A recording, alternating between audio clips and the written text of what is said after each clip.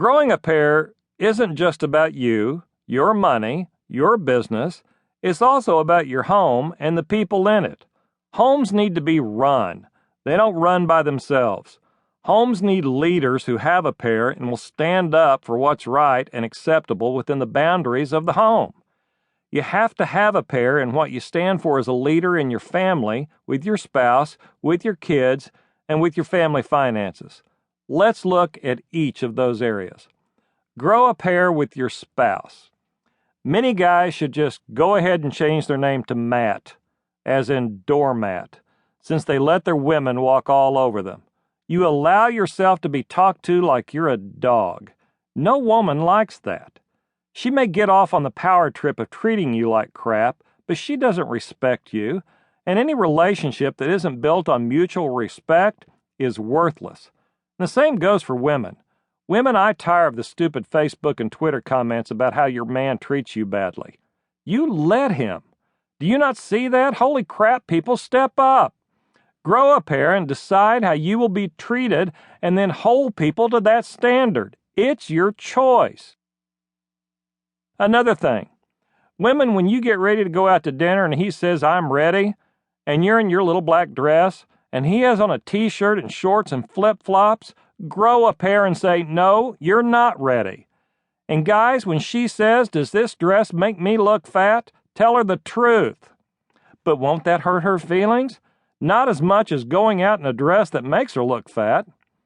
If you hate one of the things your spouse loves, it's okay to say so. My wife loves some movies that I would rather gouge my eyes out with a carrot stick than see, and she respects that and goes alone. I grew a pair and admitted to her that I hated those movies she loves, and she grew a pair and said it didn't matter because she would just go alone. We both won. My wife has some friends I can't stand, I told her. Now I don't have to be around them. I have this great shirt, but my wife finally said, "Enough. I hate that shirt and you need to get rid of it." I said, "Fine, you'll never see it again." And now I only wear it when I travel. These may all seem like silly, trivial things, and they are, but I see couples every day that pretend to love what the other person does, even though they hate it. We don't bother to pretend. Of course, it's also okay to suck it up and do something you hate just because your spouse loves it. That's just being a good partner. When your spouse wants to spend money and you know that your family can't afford to do it and should be saving your money or paying bills, grow a pair and say no.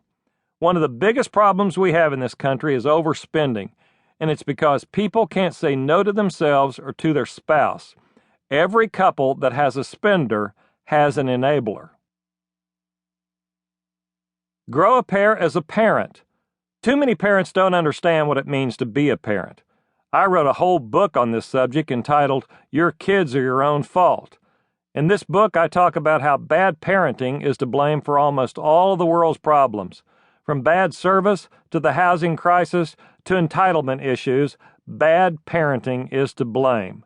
Therefore, if you want to take back our world and reverse the collision course with disaster that our society is on, grow a pair and be a real parent. How do you become a real parent with a pair? If you want the full story on how to be a better parent, read my full book on the subject, but in the meantime, here's the short course. Spend time with your kids, as much as you can. As the father of 2 grown boys, I look back wishing I had spent more time with them when they were little boys, simply because they don't stay little boys for long. I wish I had said no to working so much and putting things first that at the time seemed just so important to me, but that now I know weren't that important at all. How do I know they weren't important? I don't remember them. I remember almost all the fun I had with my kids, camping and wrestling in the yard and going on long walks talking about life and dogs and girls and cowboys, but I don't remember a thing about the work that seemed more important than doing that stuff. It takes a pair to say no to the distractions and to put your kids ahead of those distractions. Talk to your kids. That means talk about more than just the fun stuff. You have to talk about the tough stuff.